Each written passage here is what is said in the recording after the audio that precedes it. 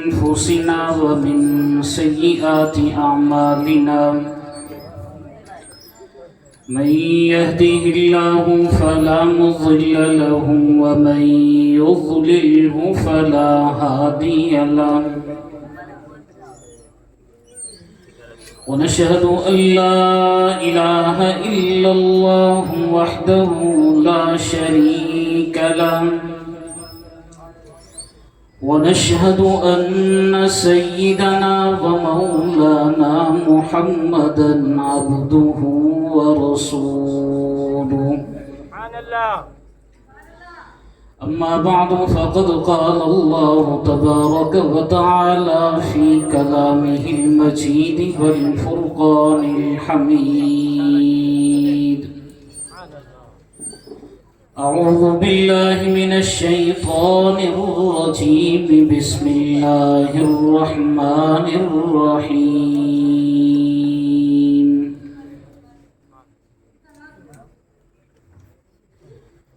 ما كان محمد أبا أحد من رجالكم ولكن رسول الله وخاتم النبيين سبحان ربك رب العزة عما يصفون وسلام على المرسلين والحمد لله رب العالمين.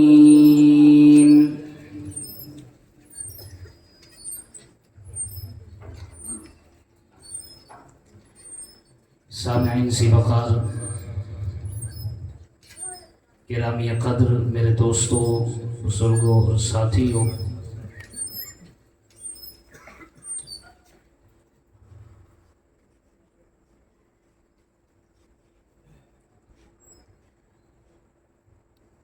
یہ ستمبر کا مہینہ ہے اور اس پروگرام کا عنوان جو ہم نے رکھا تھا، عنوان ہے ختم نبوت نعت کانفرنس۔ ستمبر کے مہینہ میں پاکستان کی نیشنل اسمبلی نے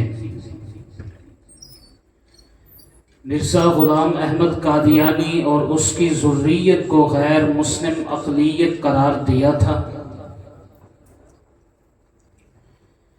اسلامی تاریخ کا یہ ایک بہت بڑا سنہری باب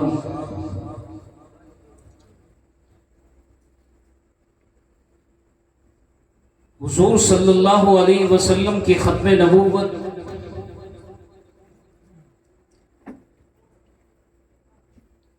جس طرح ماضی میں ہمارے اکابر نے اس کاز کے لیے، اس مقصد کے لیے قربانیاں پیش کی، اب ایک بار میں یہ سمجھتا ہوں کہ ختم نبوت کے کاز کے لیے، ختم نبوت کے پروگرام کے لیے، ختم نبوت کے مشن کے لیے، ختم نبوت کے تحفظ کے لیے، ختم نبوت کے دفاع کے لیے ہمیں اپنی قربانیاں پیش کرنی ہوں۔ اس کی بنیادی وجہ یہ ہے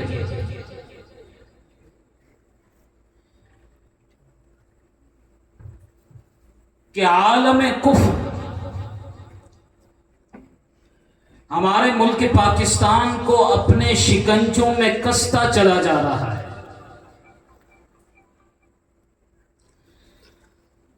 ہم ہر طرف محکوم ہیں، مغلوب ہیں، ہماری معیشت ان کے قبضہ میں، ہماری معاشرت ان کے قبضہ میں، ہماری تہذیب ان کے قبضہ میں، ہماری ثقافت ان کے قبضہ میں، ہمارا کلچر ان کے قبضہ میں۔ آج ہم عالم کفر کے شکنجے میں ہیں۔ ہماری معیشت IMF کی غلام، ورلڈ بینک کی غلام، ہم کہاں آزاد ہیں؟ معاشی طور پر ہمیں محکوم کر کے ہمارے اوپر وہ اپنی تہذیب، اپنی ثقافت، اپنا کلچر مسلط کرنا چاہتے ہیں۔ اور ان کا سب سے بڑا پروگرام اور مشن یہ ہے کہ وہ عقیدہ ختم نبوت کی چوکیداری سے ہمیں دستبردار کرنا چاہتے ہیں۔ توہین رسالت کے قوانین کو ختم کرنے کی سازش، مرزا غلام احمد قادیانی اور اس کی ذریت کو اسلام کا لیبل دینے کی سازش۔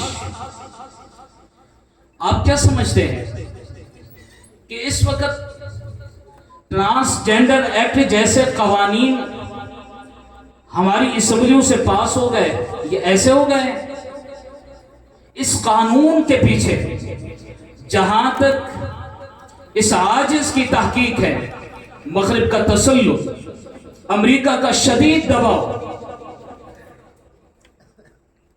اور آہستہ آہستہ ہمیں اس طرف لے کر جایا جا رہا ہے کہ وہ ہمارے عقائد کے اوپر حملہ آور ہوں، ہمارے نظریات کے اوپر حملہ آور ہوں۔ تو اسی وجہ سے میں بارہا آج کل اپنے بیانات میں اپنے دوستوں سے یہ عرض کرتا ہوں کہ ہمیں جاگنا ہوگا اور ہمیں پہرا دینا ہوگا۔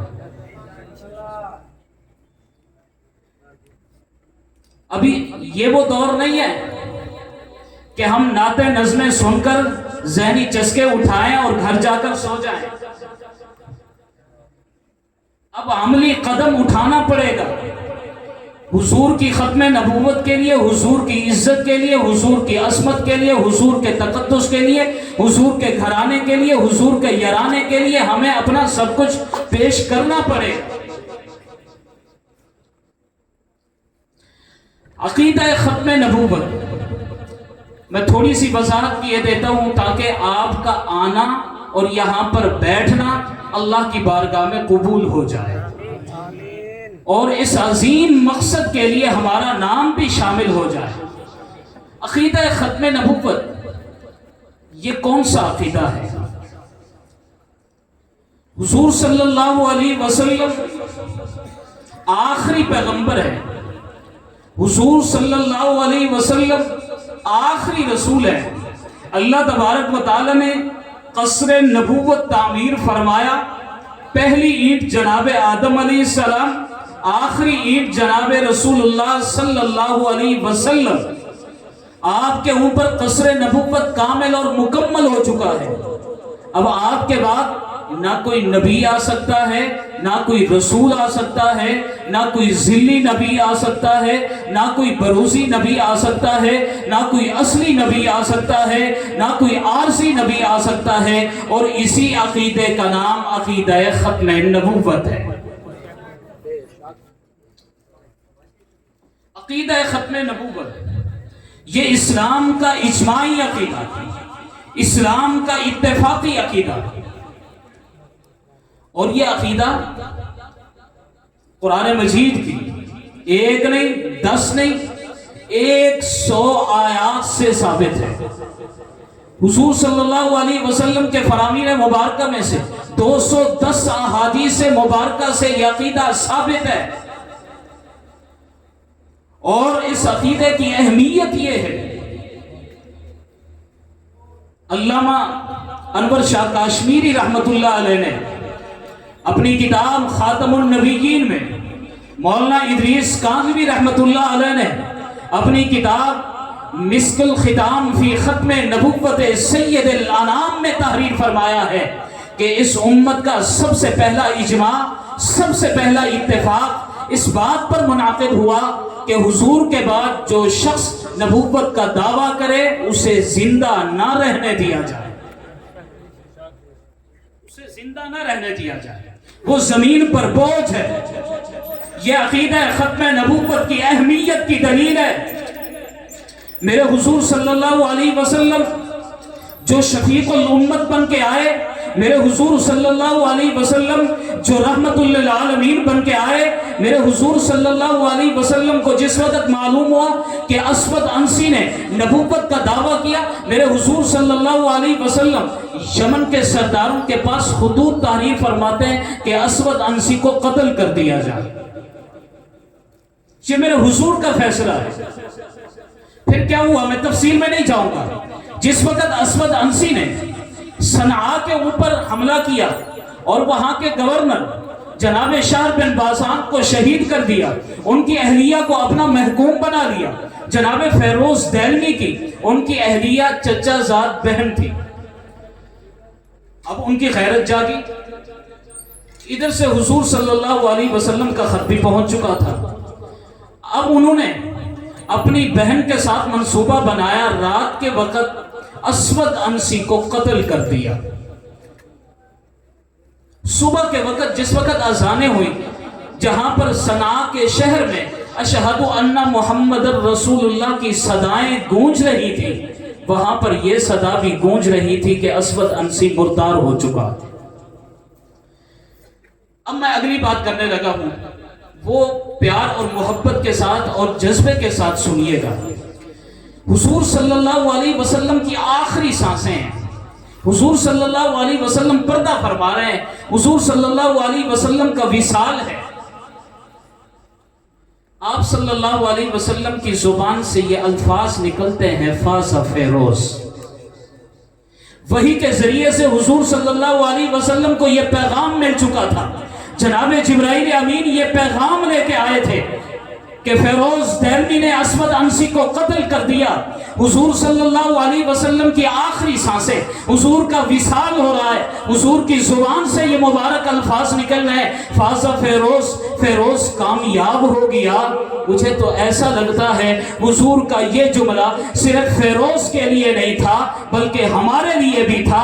اگر ہم حضور کی عزت پہ پہرے داری کریں گے، عظمت پہ پہرے داری کریں گے، حضور کے تقدس کا دفاع کریں گے، حضور کے یارانے کا دفاع کریں گے، حضور کے گھرانے کا دفاع کریں گے، حضور کی ختم نبوت کی چاکی داری کریں گے، کل قیامت کے دن بھی پروردگار اپنے حضور کی زبان سے ہمارے بارے میں بھی کہلوا دے گا، فازا تم کامیاب ہو چکے ہو،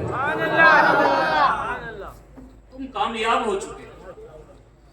یہ الفاظ میرے لیے بھی ہیں، یہ الفاظ آپ کے لیے بھی ہیں، اور ہم یہ الفاظ سننا چاہتے ہیں اپنے پیغمبر کی زبان سے کہ فازا تم کامیاب ہو چکے ہو. عقیدہ ختم نبوت کی اہمیت کی دلیل، ایک اہم دلیل دینے لگا ہوں. آپ کو معلوم ہے کہ حضور صلی اللہ علیہ وسلم کے دور میں جو جنگیں ہوئی ان میں شہید ہونے والے صحابہ کرام کی تعداد کتنی ہے؟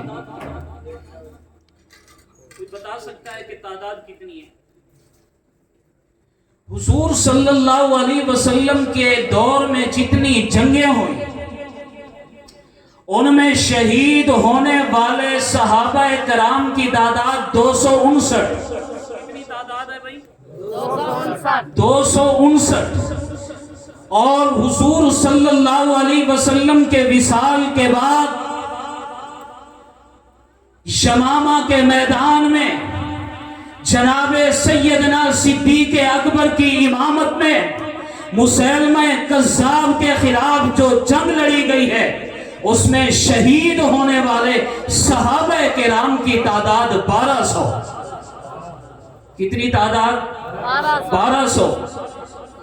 حضور کے سارے دور میں 259.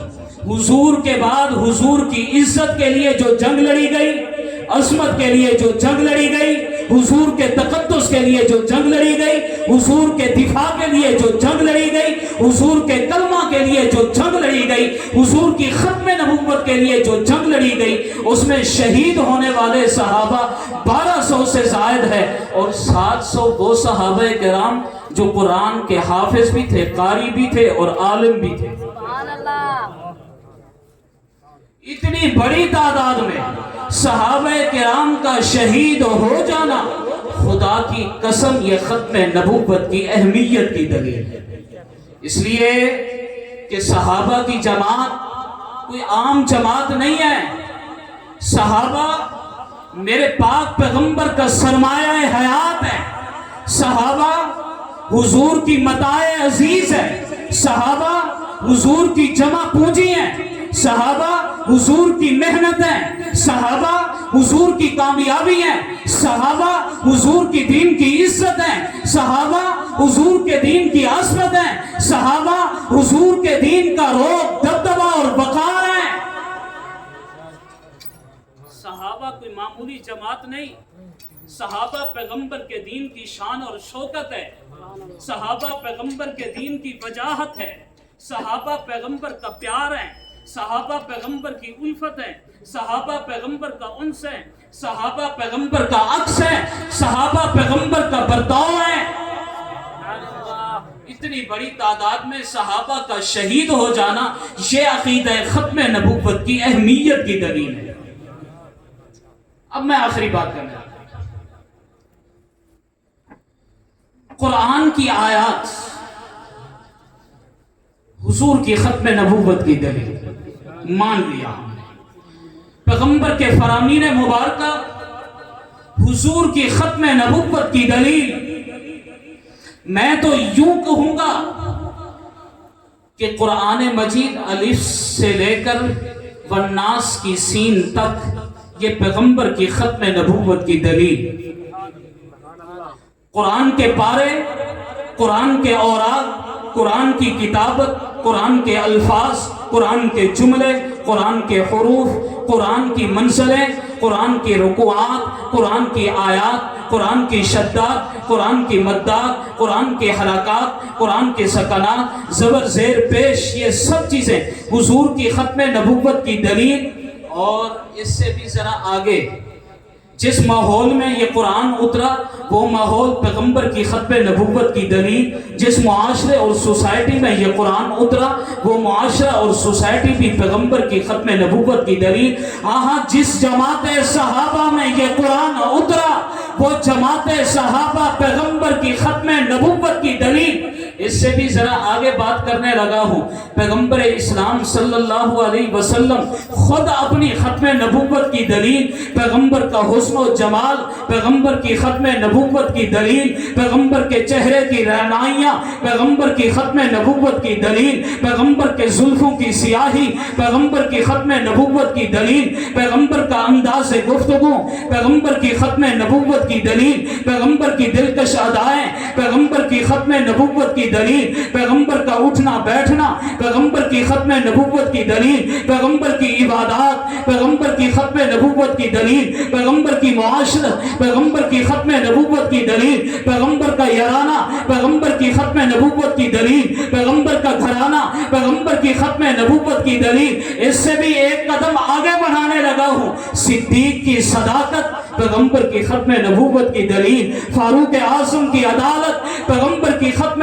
نبوت کی دلیل، عثمان کا حیا اور سخاوت پیغمبر کی ختم نبوت کی دلیل، علی حیدر کرار کی جرت، بہادری، دلیری، شجاعت پیغمبر کی ختم نبوت کی دلیل، جناب امام حسن مجتبیٰ کی صلح پیغمبر کی ختم نبوت کی دلیل، امام حسین کی شہادت پیغمبر کی ختم نبوت کی دلیل، امیر معاویہ کا تدبر اور سیاست پیغمبر کی ختم نبوت کی دلیل، جناب ابن مسعود کی فقاہت پیغمبر کی ختم نبوت کی دلیل، جناب ابن عباس کی تفسیری روایت پیغمبر کی ختم نبوت کی دلیل، جناب ابو ذر کا زہد و تقویٰ پیغمبر کی ختم نبوت کی دلیل، جناب ابو ہریرہ کی روایت حدیث پیغمبر کی ختم نبوت کی دلیل، جناب اماں عائشہ صدیقہ کی عفت اور طہارت میرے پاک پیغمبر کی ختم نبوت کی دلیل، میرے پاک پیغمبر کے 1,24,000 صحابہ میرے پاک پیغمبر کی ختم نبوت کی دلیل۔ میں اگلا جملہ بولنے لگا ہوں، اپنا ایمان آپ کے سامنے ظاہر کرنے لگا ہوں کہ 1,24,000 صحابہ، ہر صحابی کا معیار حق ہونا یہ پیغمبر کی ختم نبوت کی دلیل۔ اس لیے کہ مجھے کہا گیا ہے فَإِنْ آمَنُوا بِمِثْلِ مَا آمَنْتُمْ بِهِ فَقَدِ اهْتَدَوْا۔ اگر تم نے ہدایت پانی ہے، اگر تم نے کامیابی حاصل کرنی ہے تو پھر انہی کے راستے پہ آ جاؤ، انہی جیسا ایمان لے آؤ۔ اب ان کے بعد کسی اور کا ایمان معیار نہیں ہے۔ اگر کوئی اور نبی ہوتا اس کے صحابہ ہوتے تو اللہ یوں بھی فرما سکتے تھے کہ اور نبی آئے گا، اس کے صحابہ کا ایمان تمہارے لیے معیار حق۔ اللہ نے ایسا نہیں فرمایا، پیغمبر کی جماعت آخری جماعت، پیغمبر کے صحابہ آخری صحابہ، پیغمبر کے بعد ختم نبوت کا تاج کسی کے سر پہ نہیں آ سکتا، اسی طرح صحابہ کے بعد صحابیت کا تاج بھی کسی کے سر پہ نہیں آ سکتا۔ یہ عقیدہ ہے۔ اب میں ایک دو اور احادیث مبارکہ، جناب مصعب بن سعد کی روایت ہے، وہ اپنے والد سے نقل کرتے ہیں، حضور صلی اللہ علیہ وسلم تبوک کے لیے جا رہے ہیں، اپنا جانشین جناب علی المرتضیٰ کو مقرر فرما کے جا رہے ہیں۔ جناب علی المرتضیٰ بڑے پریشان ہیں۔ جناب رسول اللہ صلی اللہ علیہ وسلم کی نظر پڑی، علی کیا وجہ ہے، آپ پریشان لگ رہے ہو؟ جناب علی المرتضیٰ نے عرض کیا، اللہ کے رسول، میں اسد اللہ الغالب حیدر کرار، جرت، بہادری، دلیری، شجاعت میری پہچان ہے، میں جنگوں میں جاتا ہوں، تلواریں چلاتا ہوں، کفر کا نام و نشان مٹاتا ہوں، آپ مجھے بچوں میں چھوڑ کے جا رہے ہیں، میں تو آپ کے ساتھ جانا چاہتا ہوں۔ اب حضور صلی اللہ علیہ وسلم نے فرمایا، علی تیری حیثیت میرے نزدیک ایسے ہے جیسے موسیٰ علیہ السلام کے نزدیک ہارون کی تھی، لیکن علی یاد رکھنا میرے بعد نبوت کا سلسلہ بند ہے، نبوت کا سلسلہ بند ہے۔ ایک روایت یہ ہو گئی۔ دوسری روایت جناب عقبہ بن عامر فرماتے ہیں، حضور صلی اللہ علیہ وسلم نے فرمایا، اگر میرے بعد نبی ہوتا تو وہ عمر بن خطاب ہوتا، لیکن میرے بعد کوئی نبی نہیں آ سکتا۔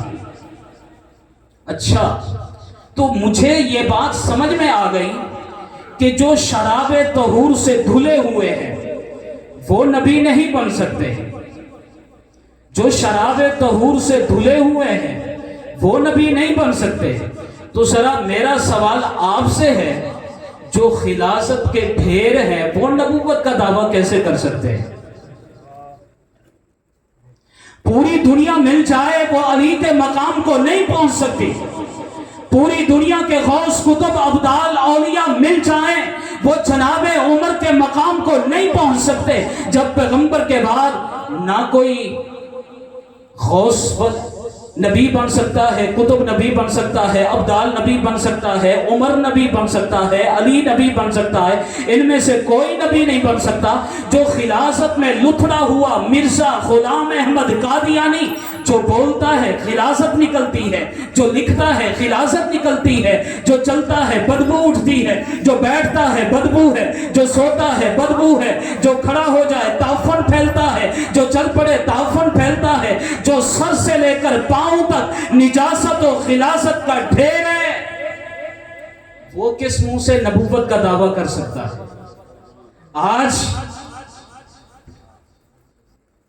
کوئی حکومت میں آ کے کہے، کوئی پاور میں آ کے کہے، کوئی ہمیں دباؤ میں ڈال کے کہے کہ تم اس مرزا بے ایمان کے پیروکاروں کو مسلمان مان لو، ہم کیسے مان لیں؟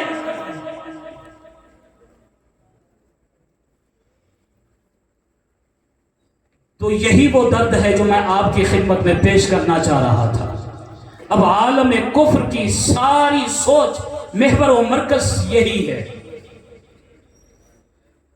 یہ جو قرآن و سنت کے خلاف قوانین ہمارے ملک پاکستان سے پاس کرائے جا رہے ہیں، یہ آہستہ آہستہ ہمیں قرآن و سنت سے دور کرنے کی سازشیں ہو رہی ہے۔ پہرے دینا ہے، جاگتے رہنا ہے، حضور کی ختم نبوت پہ پہرے داری کرنی ہے، حضور کی عزت و عظمت، تقدس اور حضور صلی اللہ علیہ وسلم کے یارانے، حضور کے گھرانے کا دفاع کرنا ہے۔ اور الحمدللہ ہمارا خون وفاؤں کا خون ہے، ہمارے خون میں حضور کے گھرانے سے بھی وفا ہے، حضور کے یارانے سے بھی وفا ہے۔ وآخر دعوانا ان الحمدللہ رب العالمین۔